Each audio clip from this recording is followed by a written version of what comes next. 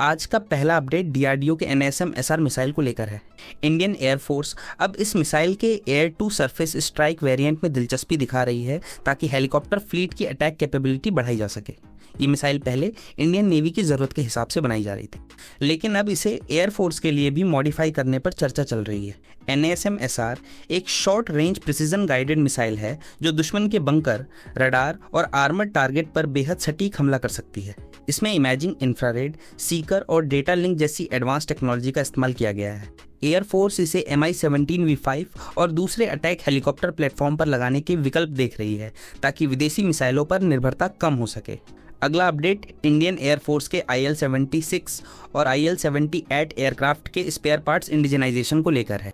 रूस यूक्रेन युद्ध और सप्लाई चेन समस्याओं के बाद भारत अब इन पुराने लेकिन अहम एयरक्राफ्ट के ज़रूरी पार्ट्स देश में ही बनाने की दिशा में तेज़ी से काम कर रहा है। IL-76 ट्रांसपोर्ट एयरक्राफ्ट और IL-78 air to air refueller लंबे समय से एयरफोर्स का अहम हिस्सा हैं, लेकिन समय पर स्पेयर पार्ट्स नहीं मिलने से मेंटेनेंस प्रभावित हो रहा था। अब DRDO, HAL और प्राइवेट इंडियन कंपनियों को कई पार्ट्स डेवलप करने का काम दिया गया है। इसमें इंजन कंपोनेंट, इलेक्ट्रॉनिक्स और स्ट्रक्चरल पार्ट्स शामिल हैं। इस कदम से ऑपरेशनल रेडीनेस बढ़ेगी और दूसरे देशों पर निर्भरता कम होगी। अगला अपडेट DRDO के प्रलय मिसाइल के 300 किलोमीटर रेंज वाले नए वेरिएंट को लेकर है। आर्मेनिया के साथ बातचीत आगे बढ़ने के बीच भारत इस मिसाइल के एक्सपोर्ट वर्जन पर भी काम कर रहा है।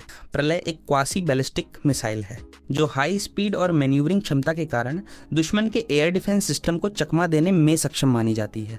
मौजूदा वर्जन की तुलना में नया वेरिएंट ज़्यादा रेंज और बेहतर स्ट्राइक फ्लेक्सिबिलिटी देगा। आर्मेनिया पहले ही भारत से कई डिफेंस सिस्टम खरीद चुका है और अब प्रलय को लेकर भी रुचि दिखा रही है। इस डील से भारत के डिफेंस एक्सपोर्ट सेक्टर को मजबूती मिल सकती है और भारतीय मिसाइल सिस्टम की अंतर्राष्ट्रीय पहचान भी बढ़ेगी। अगला अपडेट इंडियन एयरफोर्स के 2040 कॉम्बैट फ्लीट विजन को लेकर है। एयरफोर्स का लक्ष्य है कि 2040 तक उसकी लगभग 60% फाइटर फ्लीट पूरी तरह स्वदेशी प्लेटफॉर्म पर आधारित हो। इसमें AMCA, तेजस MK2 और अपग्रेडेड तेजस MK-1 जैसे प्रोग्राम मुख्य भूमिका निभाएंगे।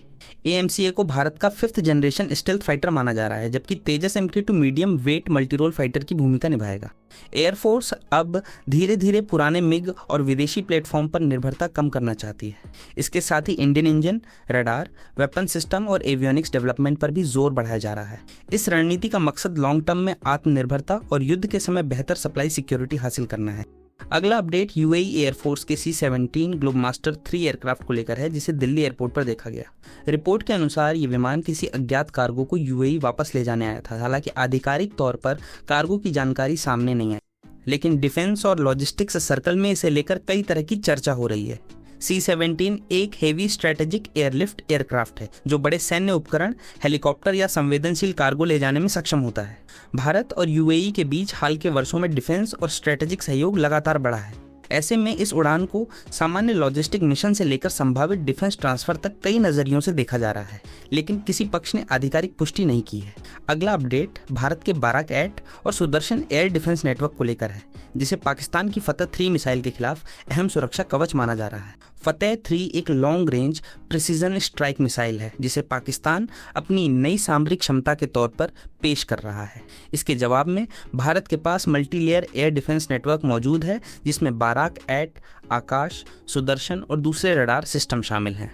बाराक-8 हाई स्पीड मिसाइल इंटरसेप्शन में सक्षम है, जबकि सुदर्शन नेटवर्क अलग अलग सेंसर और एयर डिफेंस यूनिट्स को जोड़कर रियल टाइम ट्रैकिंग और रिस्पॉन्स देता है। भारतीय सिस्टम का फोकस केवल मिसाइल गिराने पर नहीं, बल्कि लॉन्च डिटेक्शन, ट्रैकिंग और मल्टीपल इंटरसेप्शन लेयर तैयार करने पर भी है, जिससे दुश्मन के हमले की सफलता की संभावना काफ़ी कम हो जाती है।